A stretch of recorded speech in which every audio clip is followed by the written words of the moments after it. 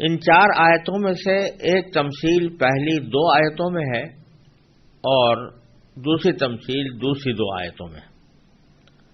ان دونوں کو الگ الگ سمجھنا مناسب ہوگا. لہذا میں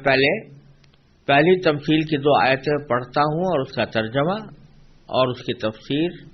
اور اس کے بعد پھر انشاءاللہ دوسری تمثیل کی 2 آیتیں اور ان کی تفسیر. مثلهم كمثل الذي استوقد نارا فلما أضاءت ما حوله ذهب الله بنورهم وتركهم في ظلمات لا يبصرون صم بكم عمي فهم لا يرجعون. ان کی مثال اس شخص کی سی ہے جس نے ایک آگ روشن کی، پھر جب اس آگ نے اس کے ماحول کو روشن کر دیا تو اللہ نے ان کا نور سلب کر لیا اور انہیں اندھیریوں میں چھوڑ دیا کہ انہیں کچھ سجائی نہیں دیتا.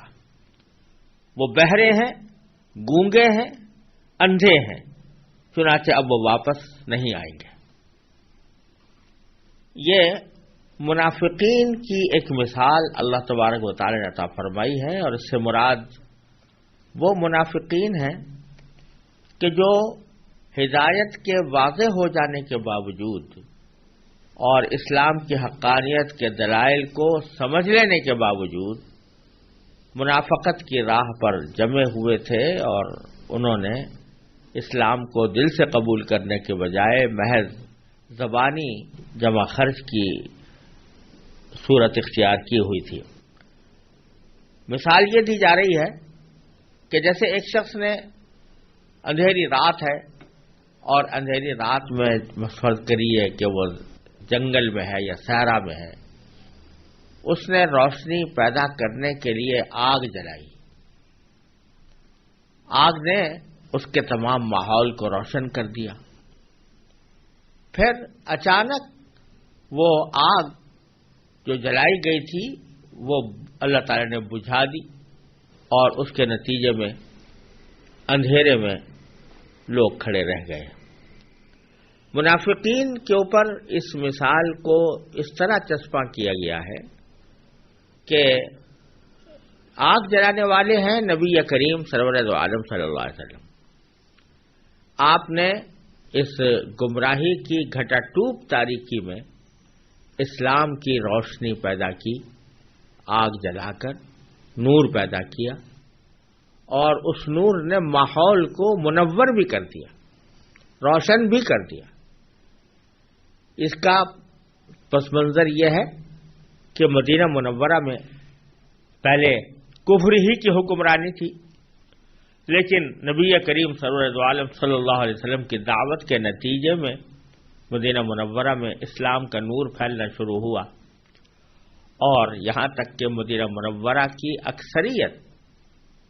مدینہ منورہ کے باشندوں کے اکثر لوگ نبی کریم صلی اللہ علیہ وسلم کی دعوت کو قبول کر کے اسلام میں داخل ہو گئے. اور جب نبی کریم صلی اللہ علیہ وسلم مدینہ منورہ تشریف لائے تو انہوں نے بڑی گرم جوشی سے آپ کا استقبال کیا. تو مدینہ منورہ میں نبی کریم صلی اللہ علیہ وسلم کے لائے ہوئے نور کو اللہ تبارک و تعالی نے پھیلا دیا تھا. آپ نے آگ جلائی، روشنی پیدا کی، اسلام کی روشنی، اور اس نے ماحول کو منور بھی کر دیا، ماحول کو روشن بھی کر دیا. تو اس کا تقاضا یہ تھا کہ مدینہ منورہ میں رہنے والے یہ لوگ یعنی یہودی یہ بھی اس نور سے فائدہ اٹھاتے اور اس نور سے اکتساب کرتے ہوئے خود کو بھی روشن کرتے. لیکن چونکہ انہوں نے ہٹ دھرمی اور حسد کا اور ضد اور عناد کا رویہ اختیار کیا تو اللہ تبارک و تعالی نے وہ روشنی جو سارے مدینے کو منور کر رہی تھی وہ ان سے چھین لی، اور اس کے چھیننے کے نتیجے میں یہ تاریکیوں میں کھڑے رہ گئے. ایسے رہ گئے جیسے کہ انسان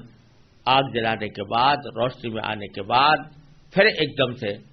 وہ اندھیرے میں چلا جائے. ایک تو اندھیرا وہ ہوتا ہے کہ جو شروع سے انسان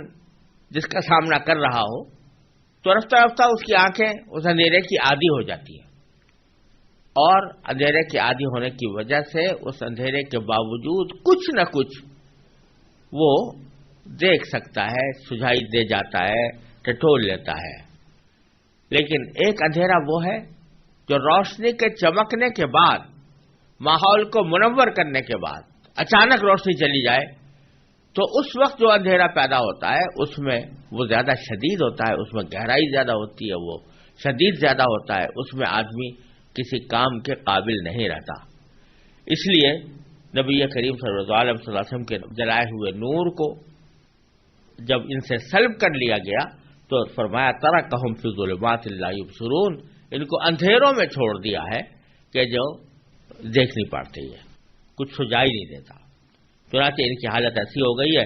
کہ صم بکم عمی، یہ بہرے ہیں، یہ گونگے ہیں، یہ اندھے ہیں، اور ان کو اب واپس نہیں آنا، یہ واپس نہیں آ پائیں گے۔ بہرے ہیں اس لیے کہا کہ جو حق کی بات ہے اس کو یہ لوگ سنتے ہی نہیں، اس کی طرف توجہ ہی نہیں دیتے، تو ایسے ہیں جیسے بہرے، جیسے بہرے آدمی کو اگر کوئی بات سنائی جائے وہ اس سے فائدہ نہیں اٹھا سکتا، اسی طرح ان کو حق کی جو دعوت دی جا رہی ہے اس سے یہ لوگ فائدہ نہیں اٹھاتے، تو کم از کم ان کی مثال بہروں کی سی ہے۔ گونگے اس لیے کہا کہ آدمی اگر اس کو بات کرنے کی صلاحیت ہے تو وہ بات کر کے اپنے لیے فائدے کے راستے تلاش کرتا ہے، اس کے ذریعے اپنے معافی ضمیر کو ظاہر کرتا ہے، لیکن یہ لوگ جو دل کی بات ہے اس کو تو ظاہر کرتے نہیں، دل میں تو نفاق چھپا ہوا ہے، دل میں تو کفر چھپا ہوا ہے، اس کو ظاہر نہیں کرتے، تو حقیقت میں یہ گونگے جیسے ہیں کہ جیسے وہ اپنے دل کی بات نہیں ظاہر کر سکتا، اسی طرح یہ بھی اپنے دل کی بات ظاہر نہیں کر سکتے۔ اور اندھے اس لیے ہیں کہ اللہ تبارک و تعالی نے ان کے سامنے نبی کریم صلی اللہ علیہ وسلم کی رسالت کے دلائل واضح طور پر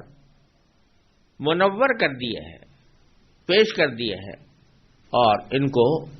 ان کا جملہ یقین بھی ہے، جیسے کہ قرآن کریم دوسری جگہ فرمایا کہ یعرفونہ کما یعرفون ابناءہم، یہ رسول کریم صلی اللہ علیہ وسلم کو بعثت نبی اس طرح پہچانتے ہیں جیسے کہ اپنے بیٹوں کو پہچان سکتے ہیں۔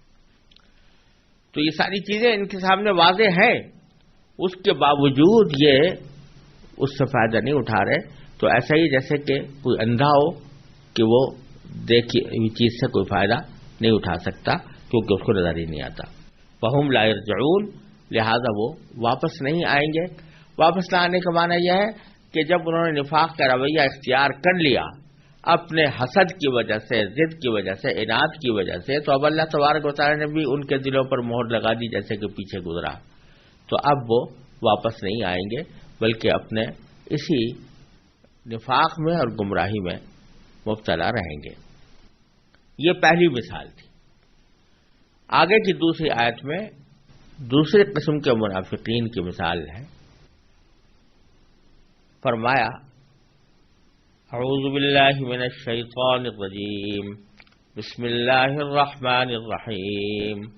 او کصیب من السماء فیہ ظلمات ورعد وبرق يجعلون أصابعهم في آذانهم من الصواعق حذر الموت والله محيط بالكافرين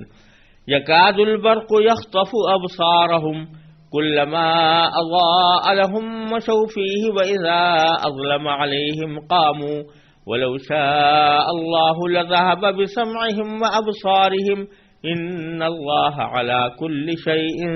قدير۔ یا پھر ان منافقوں کی مثال ایسی ہے جیسے آسمان سے برسی ایک بارش ہو جس میں اندھیریاں بھی ہوں اور گرج بھی اور چمک بھی، وہ کڑکوں کی آواز پر موت کے خوف سے اپنی انگلیاں اپنے کانوں میں دے لیتے ہیں، اور اللہ نے کافروں کو گھیرے میں لے رکھا ہے۔ ایسا لگتا ہے کہ بجلی ان کی آنکھوں کو اچک لے جائے گی۔ جب بھی بجلی ان کے لیے روشنی کر دیتی ہے وہ اس روشنی میں چل پڑتے ہیں، اور جب وہ ان پر اندھیرا کر دیتی ہے تو کھڑے رہ جاتے ہیں، اور اگر اللہ چاہتا تو ان کے سننے اور دیکھنے کی طاقتیں چھین لیتا۔ بے شک اللہ ہر چیز پر قدرت رکھتا ہے۔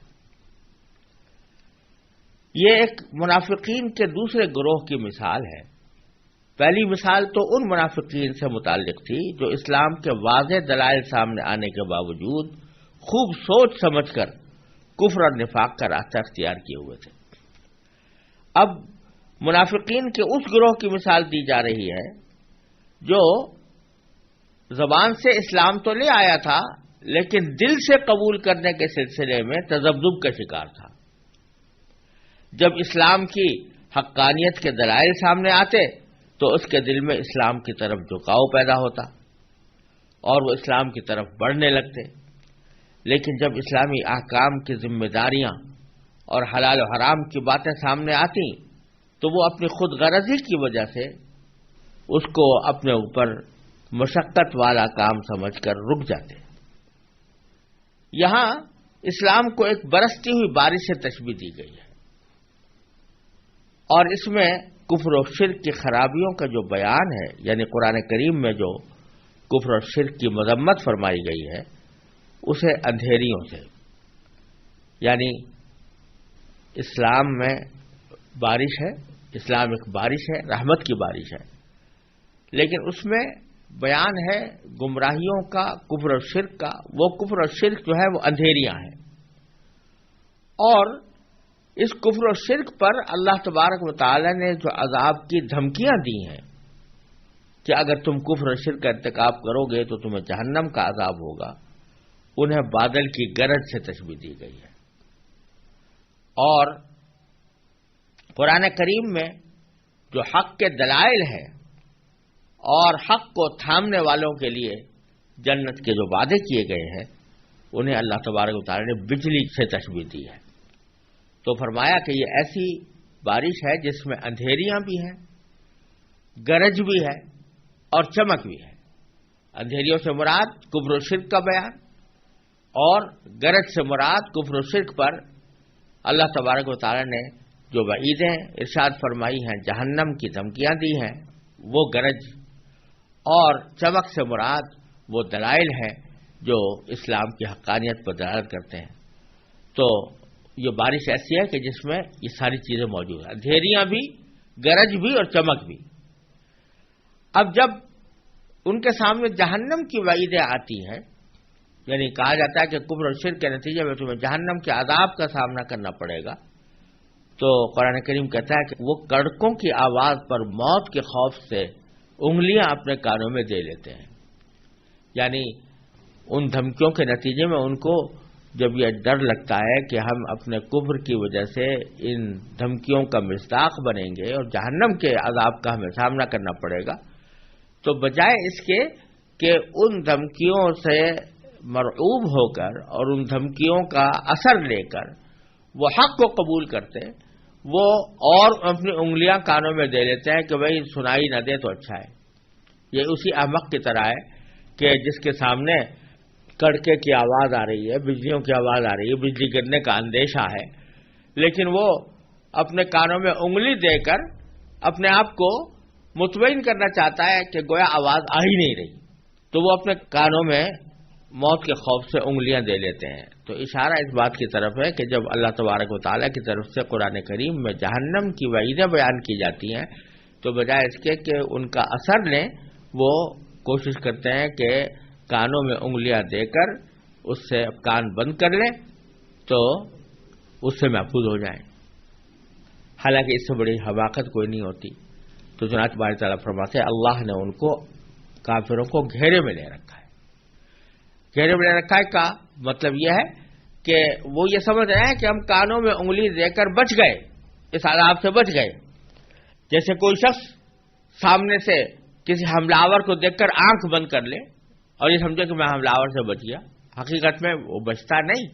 وہ اس کی حماقت ہے۔ تو یہ لوگ جو کانوں میں انگلیاں دے کر اپنے آپ کو محفوظ سمجھ رہے ہیں، یہ حماقت کی بات ہے۔ اللہ نے تو ان کو گھیرے میں لا رکھا ہے، یہ کانوں میں انگلیاں دیں یا آنکھیں بند کریں یا کچھ بھی کریں، اللہ تبارک و تعالی ان کو عذاب میں گھیر لے گا، جب ان کے عذاب کا وقت آئے گا تو یہ عذاب میں مبتلا ہو کر رہیں گے۔ اور آگے پھر فرمایا گیا کہ ایسا لگتا ہے کہ بجلی ان کی آنکھوں کو اچک لے جائے گی، یعنی جب حق کے دلائل ان کے سامنے آتے ہیں تو ایک دم سے دل اس کی طرف مائل ہوتا ہے، دل چاہتا ہے کہ ہم اس کو قبول کر لیں، بات تو بالکل ٹھیک کہی جا رہی ہے، دلائل بڑے معقول ہیں، لہذا ان کا دل چاہتا ہے کہ ہم اس کو قبول کر لیں۔ لیکن چنانچہ جب بجلی ان کے لیے روشنی کر دیتی ہے، یعنی تھوڑے سے دلائل ان کے سامنے آتے ہیں اور اس کو دل بھی قبول کرنے لگتا ہے تو اس میں چل پڑتے ہیں، یعنی اس وقت ان کے دل میں خیال پیدا ہوتا ہے کہ بھائی اسلام تو ہم زبان سے تو لے ہی آئے ہیں، دل سے بھی مان لیں اس کو اور اس کے تمام احکام پر عمل کریں۔ لیکن جب ان کے خواہشات اور ان کے جذبات نفس اور ان کے مفادات ان کے سامنے آتے ہیں اور یہ خیال آتا ہے کہ اگر ہم نے یہ قبول کر لیا، اسلام کو صحیح معنی میں قبول کر لیا، تو ہمارے سردار ہم سے ناراض ہو جائیں گے، جو لوگ ہمارے سامنے ہمیں فائدے پہنچایا کرتے ہیں ان کے فائدوں سے ہم محروم ہو جائیں گے، دنیا میں فوائد سے محروم ہو جائیں گے۔ اور اس بات کا بھی خیال رہتا تھا کہ ان کے دماغ میں یہ بات بھی کبھی کبھی آیا کرتی تھی کہ شاید نبی کریم صلی اللہ علیہ وسلم کی دعوت کچھ دنوں کے اندر خود بخود معاذ اللہ اپنی موت آپ مر جائے اور دوسرے لوگ غالب آ جائیں تو اس وقت ہمارا کیا بنے گا۔ تو اس قسم کے جو خیالات اور اندیشے ان کے دل میں آتے ہیں تو اس کو اللہ تعالیٰ نے اس سے تعبیر فرمایا ہے کہ وَإِذَا أَظْلَمَ عَلَيْهِمْ قَامُوا، جب ان کے خواہشات کے نتیجے میں وہ بجلی اندھیرا کر دیتی ہے ان کے اوپر، یعنی بجلی کی چمک ختم ہو جاتی ہے تو پھر وہ کھڑے رہ جاتے ہیں، یعنی آگے اسلام کی طرف بڑھنے سے رک جاتے ہیں۔ وَلَوْ شَاءَ اللَّهُ لَذَهَبَ بِسَمْعِهِمْ وَأَبْصَارِهِمْ، اور اگر اللہ چاہتا تو ان کے کانوں اور ان کی آنکھوں دونوں کو چھین لیتا، دونوں کو ختم کر دیتا۔ لیکن اللہ تبارک و تعالیٰ نے ان کو آنکھیں بھی دے رکھی ہے، کان بھی دے رکھے ہیں کہ اگر ابھی ان کے اندر ذرا بھی صلاحیت ہے سننے اور سمجھنے کی تو وہ سمجھ لیں اور سمجھ لیں۔ ان اللہ علی کل شیء قدیر، بے شک اللہ تعالیٰ ہر چیز پر قادر ہے، وہ ہر کام کر سکتا ہے۔ اور جب تک کہ یہ لوگ ہٹ دھرمی اور ضد اور عناد اور حسد کی آگ میں جل کر بالکل ہی معاندانہ روش اختیار نہیں کر لیتے اور اپنے اوپر ہدایت کے راستے خود بند نہیں کر لیتے، اس وقت تک اللہ تبارک و تعالیٰ نے ان کے کانوں اور ان کی بصارت کو زائل نہیں کیا ہے، ابھی بھی ان کے اندر یہ بات موجود ہے اور ابھی ان کے لیے موقع ہے کہ وہ حق بات کو قبول کر کے اپنے لیے ہدایت کا راستہ اختیار کر لیں۔